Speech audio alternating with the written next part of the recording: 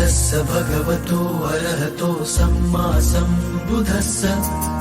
नमो तस्स भगवतो अरहतो सम्मा सम्बुद्धस्स।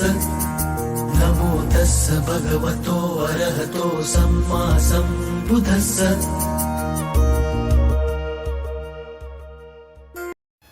जय भीम, नमो बुद्धाय. प्रथम मी माझा परिचय देताना एवढेच म्हणेल की मी या भारत देशात राहणारी एक सुशिक्षित गृहिणी आहे, जिला आणि या देशात राहणाऱ्या प्रत्येक स्त्रीला, मग ती कुठल्याही जातीची असो, धर्माची असो, तिला शिक्षण आणि कायदेशीर अधिकार व हक्क देऊन हजारो वर्षाच्या रूढी परंपरेतून बाहेर काढून तिला मुक्त उडण्यासाठी पंख दिले. जे काम आमच्यासाठी आमच्या जन्मदात्यांनीही नाही केले, ते काम या महामानवांनी म्हणजेच डॉक्टर बाबासाहेब आंबेडकर, महात्मा ज्योतिबा फुले आणि सावित्रीमाई यांना मी शतशः वंदन करते. आज मी याच महापुरुषांनी जे पुस्तकं आपल्यासाठी लिहून ठेवलेले आहेत त्याचे वाचन करण्याचे, दुसऱ्यांना वाचून ते ऐकवण्याचे काम करण्याची सुरुवात करत आहे. बाबांनी मला दिलेले हक्क आणि विचार, ज्योतिबा आणि सावित्रीमाईंनी कष्टाने मला दिलेलं शिक्षण मी असेच वाया न घालवता त्याचा उपयोग हे पुस्तकं वाचून इतरांना ऐकवण्याकरता छोटासा प्रयत्न करत आहे. याची सुरुवात मी डॉक्टर बाबासाहेब आंबेडकरांचे बुद्ध आणि त्यांचा धम्म या पवित्र ग्रंथापासून करत आहे. या ग्रंथाचे वाचन करणे हे प्रत्येक व्यक्तीची पहिली जिम्मेदारीच असली पाहिजे असे मला वाटते, कारण याच ग्रंथाचं लिखाण बाबांनी शेवटच्या क्षणी पण केले. ते का? त्यांनी त्यावेळी आजारी असून सुद्धा आराम नाही केला. शेवट होण्याआधी हा ग्रंथ पूर्ण करणे त्यांना गरजेचे का वाटत होते? असे काय आहे यात? एवढ्या कळकळीने ते ग्रंथाला पूर्ण करण्यासाठी धडपडत होते. हे त्यासाठी ते आजारी असूनही थांबले नाही. याचा विचार प्रत्येकाने करावा असेही मला वाटते. म्हणून हा ग्रंथ प्रत्येकाने वाचावा, जो बाबांनी आपल्यासाठी स्वतः लिहिलेला आहे. काय आहे यात असे हे जाणून घेण्यासाठी. मी तर म्हणते कुठल्याही व्यक्तीने तो वाचावा. कोणत्याही जातीचा असो व धर्माचा असो, मानव धर्माचं रक्षण करणे ही प्रत्येकाची जबाबदारी आहे असे मला वाटते. मी आता 42 वर्षाची गृहिणी आहे. मुले आता मोठे झालेली आहेत. आता जो मला रिकामा वेळ मिळतो त्या वेळेत मी माझ्या शिक्षणाचा उपयोग इथे करू शकते असेही मला वाटले. त्या महापुरुषांनी हजारो वर्षाच्या घाणेरड्या रूढीतून माझी सुटका केली. त्याची परतफेड केल्याशिवाय मी मरू कशी शकते असंही मला वाटते. म्हणून ही छोटीशी सुरुवात सगळ्यांच्या उपयोगी पडावी अशी अपेक्षा करते. त्यांना वेळ नाही, ऐकून वाचतील. बऱ्याच वरिष्ठ मंडळींना मी बघते की त्यांच्याकडे वेळ आहे, पण डोळ्याचे प्रॉब्लेम आहेत. वाचून दाखवायला कुणालाच वेळ नाही. त्यांना याची मदत होईल. कुणाला वाचता येत नाही त्यांनाही ऐकता येईल. आणि आजकालच्या स्त्रिया ज्या घरात बसून मालिका बघून वेळ घालवतात त्यांनी ही ऐकावे ही विनंती आहे. तरुण पिढीने पण उगीच सोशल मीडियावर वेळ घालवण्याऐवजी थोडा वेळ इथे पण द्यावा. आणि जो कुणी ऐकेन त्याचं या जन्माचं सार्थक होईल हे मात्र नक्की. यूट्यूबवर असा प्रयत्न अनेक लोक करत आहेत. आदरणीय भंतेंनी पण व्हिडिओज पोस्ट केलेले आहेत, ते उपलब्धही आहेत. आपण सर्वांनी तेही व्हिडिओ आवर्जून पाहावेत, ऐकावेत. दुसऱ्यांसाठी नाही तर स्वतःसाठी तरी. असाच एक प्रयत्न मी पण करत आहे. तेव्हा घरात नुसते बसून न राहता सोशल मीडिया, यूट्यूबच्या माध्यमातून हा प्रयत्न करत आहे. या ग्रंथवाचनाला प्रतिसाद मिळावा तर मग मी हे वाचन पुढेही चालू ठेवील अशी अपेक्षा करते. तरी माझ्याकडून काही चुका झाल्या असतील तर मला माफ करा आणि या चॅनलला जास्तीत जास्त शेअर करा, जास्तीत जास्त लाईक करा, फॉलो करा, सबस्क्राईब करा आणि कमेंट्स करा. जय भीम, नमो बुद्धाय. चला तर बघूया प्रस्तावनामध्ये बाबासाहेब आपल्याला काय सांगतायत. मला एक प्रश्न नेहमी विचारला जातो की मी इतके उच्च शिक्षण कसे घेतले, तसेच माझा कल बुद्ध धम्माकडे का आहे असाही प्रश्न मला विचारला जातो. माझा जन्म भारतात अस्पृश्य म्हणून ओळखल्या जाणाऱ्या समाजात झाल्यामुळे मला हे प्रश्न विचारले जातात. खरं तर पहिल्या प्रश्नाचे उत्तर ही देण्याची ही जागा नाही, मात्र दुसऱ्या प्रश्नाचे उत्तर या ठिकाणी देता येईल. या प्रश्नाचं उत्तर अगदी साधं आणि सरळ आहे. बुद्धाचा धम्म हा जगात सर्वोत्कृष्ट धम्म आहे असे मी मानतो. इतर कोणत्याही धर्माची तुलना या धम्माशी होऊ शकत नाही. 35 वर्ष सर्व धर्माचा सखोल अभ्यास केल्यानंतर माझी अशी खात्री झाली की विज्ञानाची माहिती असलेल्या कोणत्याही आधुनिक माणसाला धर्माची आवश्यकता वाटली तर केवळ बुद्धाचा धम्माचाच त्याला स्वीकार करावा लागेल. मी बुद्ध धम्माकडे कसा वळलो याची एक वेगळीच कथा आहे. मला वाटते की त्याविषयी जाणून घेणे कदाचित वाचकास आवडेल. घडले ते असे की माझे वडील सैन्यात अधिकारी होते, पण त्याचबरोबर ते अतिशय धार्मिक प्रवृत्तीचे होते. त्यांनी मला कडक शिस्तीत वाढवले. त्यावेळी मी लहान असलो तरी मला माझ्या वडिलांच्या धार्मिक जीवनपद्धतीत काही अंतविरोध आढळले. ते असे की त्यांचे वडील अर्थात माझे आजोबा रामानंदाच्या पंथाचे असले तरी वडील मात्र कबीरपंथी होते. त्यामुळे मूर्तीपूजेवर त्यांचा विश्वास नव्हता आणि तरीही ते आमच्यासाठी गणपतीची पूजा करत असत. पण मला ते आवडत नसे. ते आपल्या पंथाची पुस्तके वाचत असत. त्याचवेळी दररोज झोपायला जाण्यापूर्वी ते मला आणि माझ्या मोठ्या भावाला आमच्या घरात कथा ऐकण्यासाठी जमलेल्या माझ्या बहिणींना आणि इतर माणसांना महाभारत व रामायण यातील काही भाग वाचून दाखवण्यास लावत असत. हा उपक्रम अनेक वर्ष चालूच राहिला. ज्या वर्षी मी इंग्रजी 4थ्या इयत्तेची परीक्षा उत्तीर्ण झालो त्या वर्षी माझ्या समाजातील लोकांना एक जाहीर सभा घेऊन माझे यश साजरे करण्याचे आणि माझं अभिनंदन करण्याची इच्छा होती. इतर समाजातील शिक्षणाच्या स्थितीशी तुलना केल्यास हा प्रसंग समारंभ करण्यासारखा नव्हता, पण या टप्प्यावर पोहोचणारा आणि शिक्षणाचं स्थान मिळवणारा माझ्या समाजातील मी पहिलाच मुलगा आहे असे सभेच्या आयोजकांना वाटत होते. या संदर्भात परवानगी मागण्यासाठी ते माझ्या वडिलांकडे गेले तेव्हा माझ्या वडिलांनी त्यांना स्पष्टपणे नकार दिला. ते म्हणाले की मुलाने परीक्षा पास करण्याखेरीज अधिक असे काहीही केलेले नाही आणि एवढूशा कारणासाठी जर असा काही समारंभ आयोजित केला तर हे मिळवलेले यश त्याच्यावर हावी होईल. वडिलांचा नकार ऐकून समारंभ साजरा करण्यासाठी इच्छा असलेली मंडळी निराश झाली. पण तरीही हार न मानता आयोजक माझ्या वडिलांचे मित्र दादा केळुसकर यांना जाऊन भेटले. वडिलांचे मन वळवण्यात दादा तयार झाले. त्यांनी थोडा युक्तिवाद केल्यावर वडिलांनी परवानगीही दिली आणि दादा केळुसकरांच्या अध्यक्षतेखाली सभा भरली. दादा त्या काळातील एक साहित्यिक होते. आपल्या समारोपाच्या भाषणाच्या अखेरीस दादांनी मला बुद्धांचे चरित्र बक्षीस म्हणून दिले. मी ते पुस्तक खूप आवडीने वाचले. त्या पुस्तकाने इतका प्रभावित झालो की माझ्याही नकळत मी बुद्धाकडे वळलो. वडिलांनी आपल्या बौद्ध साहित्याची ओळख का करून दिली नाही असा मी स्वतःलाच प्रश्न विचारला आणि त्यानंतर हा प्रश्न वडिलांनाही विचारायचे ठरवले. मग एके दिवशी तो विचारलाही. ब्राह्मण आणि क्षत्रिय यांची महती सांगणारे आणि शूद्रांच्या व अस्पृश्यांच्या अवनीतीच्या कथा पुन्हा पुन्हा सांगणाऱ्या महाभारत व रामायण या ग्रंथाचे वाचन आम्ही का करावे असा ते आग्रह धरतात असे मी वडिलांना विचारले. त्यांना हा प्रश्न आवडला नाही. असले वेड्यासारखे प्रश्न विचारू नकोस, तुम्ही लहान मुले आहात. तुम्हाला जसे वडीलधारी माणसे सांगतात तसे तुम्ही वागले पाहिजे एवढे ते म्हणाले. ज्याप्रमाणे रोममधील कुटुंबातील कर्ता पुरुष सर्व अधिकारी म्हणून आपल्या कुटुंबावरती हुकूमत गाजवतो त्याचप्रमाणे माझे वडील माझ्यावर आपल्या मुलावर अधिकार गाजवत असत. माझी आई माझ्या बालपणीच माझ्या आत्याच्या ओटीत मला देऊन दिवंगत झालेली असल्यामुळे मीच एकटा त्यांच्याबरोबर बोलताना थोडेसे स्वातंत्र्य घेत असे. म्हणूनच काही दिवसांनी मी त्यांना तोच प्रश्न विचारला. यावेळी मात्र माझ्या प्रश्नाला उत्तर देण्याची त्यांनी पूर्ण तयारी केलेली होती.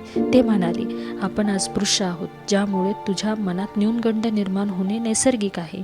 महाभारत आणि रामायण तुझ्यातील हा न्यूनगंड दूर करतील.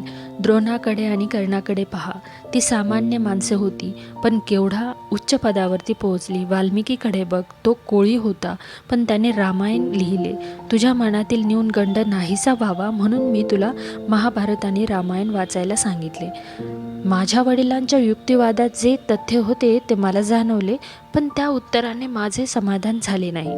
मी वडिलांना सांगितले की महाभारतातील कोणीही मला आवडत नाही. मला भीष्म, द्रोण, कृष्ण कोणीही आवडत नाही. भीष्म आणि द्रोण हे ढोंगी होते. जे ते म्हणत असत त्याचे अगदी ते विरुद्ध त्यांचे वागणे असे. कृष्णाचा कपटावरती विश्वास असल्यामुळे त्याचे सगळे आयुष्य नुसती कूटनीतीची मालिकाच आहे. रामही मला आवडत नाही. शूर्पणखेचे प्रकरण असो, वाली सुग्रीव संघर्षाचा प्रसंग असो किंवा सीतेशी त्यांनी केलेले पाशवी वर्तन असो, या सर्व प्रसंगी रामाचे वागणे तपासून पहा. यावर काहीही उत्तर न देता माझे वडील शांत बसले. मुलाने बंड पुकारला आहे हे त्यांच्या लक्षात आले. अशा तऱ्हेने मी दादा केळुसकरांनी बक्षीस म्हणून दिलेल्या पुस्तकाच्या मदतीने बुद्धांकडे वळलो. त्या लहान वयातही मी रिकाम्या मनाने बुद्धाकडे वळलो नव्हतो. त्याला एक पार्श्वभूमी होती. बौद्ध वाङ्मय वाचताना मी नेहमी तुलना करत होतो. त्यातूनच बुद्ध आणि त्यांचा धम्म याबद्दल मला वाटणाऱ्या आस्थेचा उगम झालेला आहे. हा ग्रंथ लिहिण्यामागचे प्रेरणेचे उगमस्थान मात्र वेगळेच आहे. 1951 साली कलकत्त्याच्या महाबोधी सोसायटीच्या नियतकालिकाच्या संपादकांनी वैशाखी विशेषांकासाठी लेख लिहिण्याबद्दल माझ्याकडे विचारणा केली. त्या लेखात मी असा युक्तिवाद केला होता की वैज्ञानिक जागृती झालेल्या समाजाला स्वीकारार्ह वाटावा असा बुद्धाचा धम्म हा एकमेव धम्म आहे. त्याशिवाय हा समाज नष्टप्राय होईल. त्यात मी असेही प्रतिपादन केले होते की या आधुनिक जगात बुद्ध धम्म हा असा एक धम्म आहे जो मानवजातीचे रक्षण करू शकेल. बौद्धाचे वाङ्मय इतके प्रचंड आहे की ते सर्व वाचणे कोणासही शक्य नाही. त्यामुळे बौद्ध धर्माचा स्वीकार फार संथ गतीने होत आहे. ख्रिस्ती लोकांप्रमाणे बौद्धांकडे त्यांचा स्वतःचा असा बायबल सदृश ग्रंथही नाही. ही फार मोठी उणीव आहे. हा लेख प्रसिद्ध झाल्यावर मला अनेकांनी असं ग्रंथ लिहिण्याबद्दल तोंडी तशी लेखी विनंतीही केली. त्यांना प्रतिसाद द्यावा म्हणून मी हे ग्रंथलेखनाचे काम हाती घेतले. सर्व टीकाकारांना शांत करण्यासाठी मी या पुस्तकात स्वतंत्र असे काहीही नसल्याचे आधीच स्पष्ट करत आहे. ग्रंथात मी काही नवीन सांगितले असा मी दावा करत नाही. हे केवळ बुद्धाच्या विचारांचे एक संकलन आहे. यातील साहित्य मी विविध ग्रंथातून गोळा केलेले आहे. विशेषतः अश्वघोषाच्या बुद्धचरित्राचा मी येथे आवर्जून उल्लेख करत आहे. त्यापेक्षा सरस काव्य कोणासही करता येणार नाही. काही घटनांचे निवेदन करताना मी अश्वघोषाच्या भाषेची उसनवारीही केलेली आहे. या ग्रंथाच्या विषयांची क्रमवारी मांडणी करताना मी साधेपणा व स्पष्टपणा साधण्याचा आटोकाट प्रयत्न केला आहे. हीच माझी मूलगामी स्वतंत्र निर्मिती आहे. बुद्ध धम्माच्या अभ्यासक्रमाच्या डोकेदुखीस कारण ठरलेल्या काही बाबींची प्रस्तावनेत मी चर्चा केलेली आहे. ज्यांनी मला या कार्यात सहाय्य केले त्यांच्याबद्दल कृतज्ञता व्यक्त करतो. सरकवली गावचे नानकचंद रत्तू आणि होशियारपूर जिल्ह्यातील नानगल खुर्दचे प्रकाशचंद्र यांनी हस्तलिखिताचे टंकलिखन करण्याची जबाबदारी लीलया पार पाडली. याबद्दल मी त्यांचा अत्यंत ऋणी आहे. त्यांनी असे काम बऱ्याचदा केले आहे. नानकचंद रत्तूने हे काम पुरे करण्यासाठी फार परिश्रम घेतले आहेत. त्यांनी टंकलेखनाचे काम स्वतःच्या प्रकृतीची तमा न बाळगता अत्यंत आनंदाने केले. तसेच त्यांनी कुठल्याही मानधनाची अपेक्षाही बाळगली नाही. माझ्याबद्दल निरनितिशय प्रेमाने आणि जिव्हाळ्याचे प्रतीक म्हणून नानकचंद रत्तू आणि प्रकाशचंद्र या दोघांनी हे काम केले. त्यांच्या श्रमाचे मोल अमूल्य आहे. मी त्यांचा अत्यंत ऋणी आहे.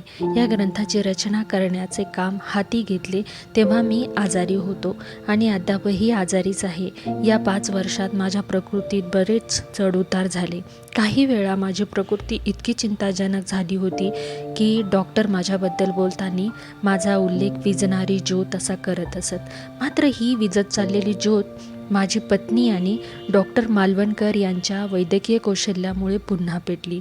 हे लेखनाचे काम पूर्ण करण्यात मला केवळ त्यांनीच मदत केलेली आहे. मुद्रित दुरुस्त करण्यात खास रस घेतल्याबद्दल तसेच संबंध ग्रंथ वाचल्याबद्दल मी श्री म. भी. चिटणीस यांचाही आभारी आहे.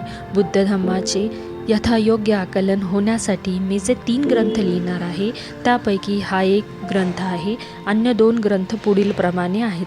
बुद्ध आणि कार्ल मार्क्स 2, प्राचीन भारतातील क्रांती आणि प्रतिक्रांती याचे काही भाग मी लिहिलेले आहेत. ते 2 ग्रंथही लवकरच प्रकाशित होतील अशी आशा आहे. डॉक्टर बाबासाहेब आंबेडकर.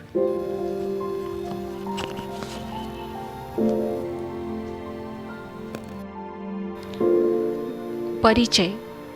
भारतीय जनतेच्या काही वर्गात बौद्ध धर्माबद्दल आस्था वाढत असल्याचे लक्षणं दृष्टीपथेस येत आहेत. त्याचबरोबर स्वाभाविकपणे भगवान बुद्धाचे जीवन व शिकवण याच्या सुलभ आणि स्पष्ट निवेदनाबद्दलही मागणी वाढत आहे.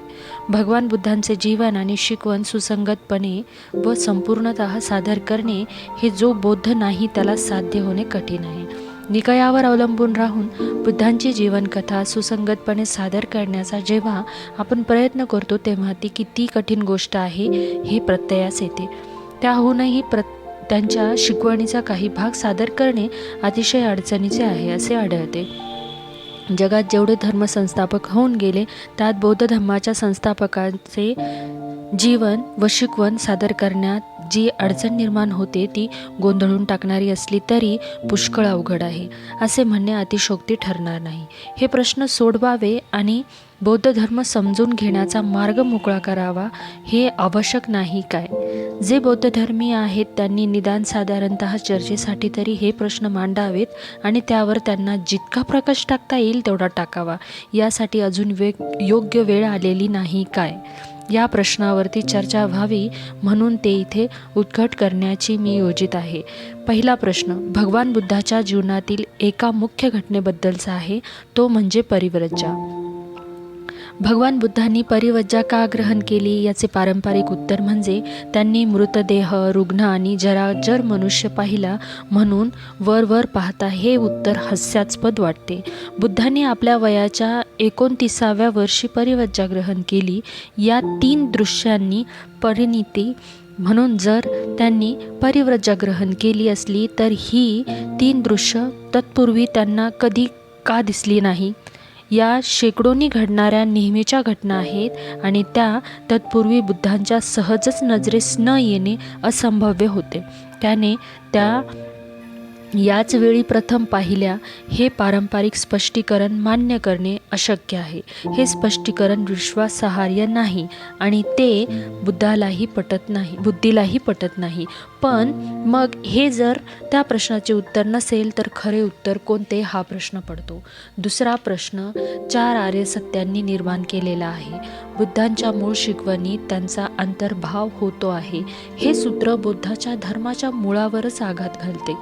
जीवन हे जर दुःख आहे, मृत्यू हे जर दुःख आहे आणि पुनर्जन्म हे जर दुःख आहे तर सर्व काही संपलेच म्हणायचे. या जगात सुखप्राप्तीसाठी धर्म किंवा तत्त्वज्ञान माणसाला कधीच उपयोगी पडणार नाही. जर दुःखापासून मुक्ती नसेल तर धर्म काय करू शकणार? जन्मापासून जे दुःख अस्तित्वात येते अशा दुःखापासून मुक्ती नसेल तर धर्म काय करू शकणार? जन्मापासून जे दुःख अस्तित्वात येते अशा दुःखांपासून मानवाची सुटका करण्यासाठी दुःख तरी काय करू शकेल?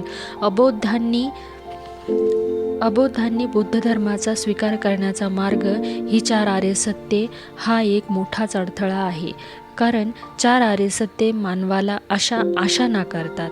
ही 4 आर्य सत्ये बुद्धाच्या आचारतत्वांना निराशावादी ठरवतात. ही आर्य सत्ये मूळ शिकवणीत अंतर्भूत आहेत काय, की ती भिक्खूंनी नंतर दिलेली जोड आहे? तिसरा प्रश्न आत्मा, कर्म आणि पुनर्जन्म या तत्वांबद्दल आहे. बुद्धांनी आत्म्याचे अस्तित्व नाकारले आहे, पण त्यांनी कर्म आणि पुनर्जन्म याबद्दलची तत्वे दृढतः प्रतिपादन केलेले आहे असे सांगितले जाते. मग लगेच प्रश्न उपस्थित होतो, जर आत्मा नाही तर कर्म कसे असू शकेल? जर आत्मा नाही तर पुनर्जन्म कसा असू शकेल? हे गोंधळ निर्माण करणारे प्रश्न आहेत. बुद्धांनी कर्म आणि पुनर्जन्म हे शब्द कोणत्या अर्थी वापरले? त्या काळी ब्राह्मण वापरत त्यापैकी निराळ्या अर्थी हे शब्द त्यांनी वापरले काय? असे जर असेल तर कोणत्याही अर्थी ब्राह्मण वापरत त्याच अर्थी त्यांनी हे वापरले काय? असे जर असेल तर आत्म्याचा अस्वीकार आणि कर्म व पुनर्जन्म याचे दृढ प्रतिपादन ही भयानक विसंगती नाही काय? ही विसंगती उकलण्याची आवश्यकता आहे. चौथा प्रश्न भिक्खू संघासंबंधीचा आहे. भिक्खू निर्माण करण्याचा बुद्धांचा काय हेतू होता? एक पूर्ण पुरुष निर्माण करणे हा हेतू होता काय?